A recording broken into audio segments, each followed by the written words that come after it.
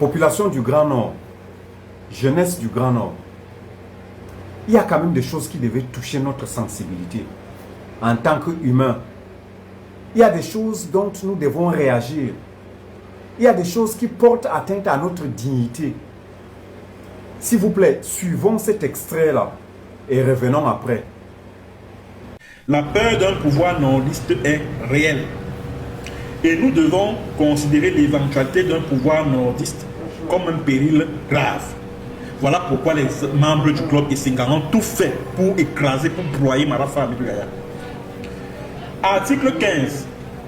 Vis-à-vis des autres citoyens, les nordistes doivent être perçus comme des êtres incapables d'évolution politique et intellectuelle.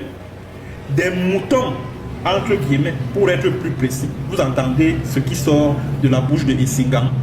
J'ai passé tout mon temps à vous marteler cela ici. Voilà que c'est en train de sortir.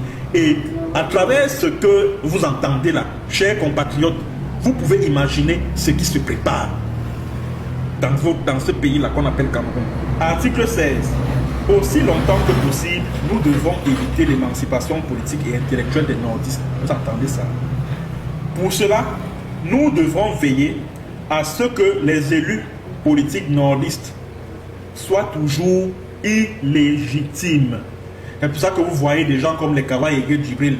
Paul Biya peut décider à tout moment de le dégommer ou alors de le maintenir là, à la tête du perchoir, au perchoir. Paul.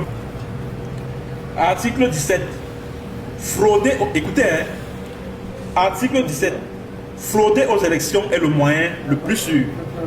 Ceci est rendu possible par l'absence du sens de l'honneur et de dignité chez le nordiste. Ils n'ont pas assez d'intelligence pour s'étonner de ce qu'ils nous voteront à 100% par endroit, mais leur localité reste dans la misère totale. Nous devons faire perdurer cette situation. Voilà le plan de Esingana pour conserver le pouvoir. Maintenir le Grand Nord dans la sous-scolarisation, maintenir le Grand Nord dans la pauvreté la plus extrême pour que eux, ces membres, ces extrémistes et tribalistes, Petit, Boulou et Kang, demeurent ad vitam aeternam au pouvoir. Il faut dénoncer cela.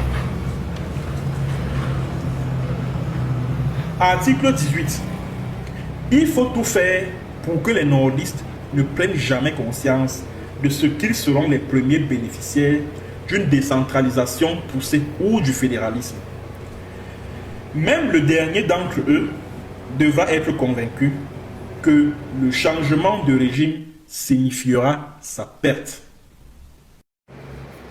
Eh bien, voilà ce que moi je pense après avoir suivi cette vidéo, cet extrait.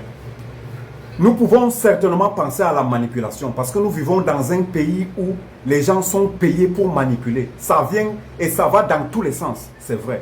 Mais il y a une part de vérité, même pas une part. Il y a beaucoup de vérité dans cet extrait et qui concerne directement. Ça ne passe même pas au travail, ça va tout droit chez le nordiste que je suis et que tu es. Alors, quand ce sont des choses qui nous touchent comme ça, alors au lieu de penser manipulation, nous pensons plutôt vérité. Parce que justement, les gens passent souvent par la vérité pour nous manipuler. C'est vrai, mais il faut voir la vérité en face. Et pour conforter ce que je pense, mon idéologie, en tout cas mon opinion, suivons encore cette autre séquence de vidéo. En termes de stratégie politique, on sait très bien que le Grand Nord constitue le bétail électoral le plus important de notre pays. C'est la même chose dans tous les démocraties. On ne vous voit pas au Grand Nord.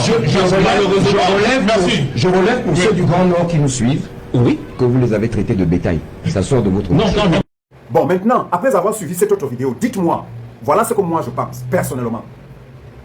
Le Grand Nord est considéré comme un bétail, un champ de bétail électoral. Et ça, c'est vrai. Le Grand Nord n'a pas un leader digne de ce nom. En tout cas, tous ceux qui ont été présidents des partis ont été phagocytés par le régime. Voilà ce que je pense. Aujourd'hui, nous n'avons aucune vision. Tout est noir. Il n'y a même pas d'issue pour le Grand Nord. Et cela m'amène à penser que ce qui précède est vrai. Ce qui précède est vrai. Parce que nous avons l'impression que Les gens ne veulent pas, ces gens d'en haut là ne veulent pas que le Grand Nord, mais ça ne va plus passer. Parce qu'aujourd'hui, la jeunesse est éveillée. Aujourd'hui, la jeunesse est consciente. Nous devons veiller à ce que cette année 2025 soit une année historique pour le pays. Soit une année consacrée à la jeunesse. Soit une année où le Grand Nord va enfin lâcher un ouf de soulagement. C'est de ça qu'il s'agit. Il faut donc rester vigilant, très vigilant, afin de mener ce combat à bout.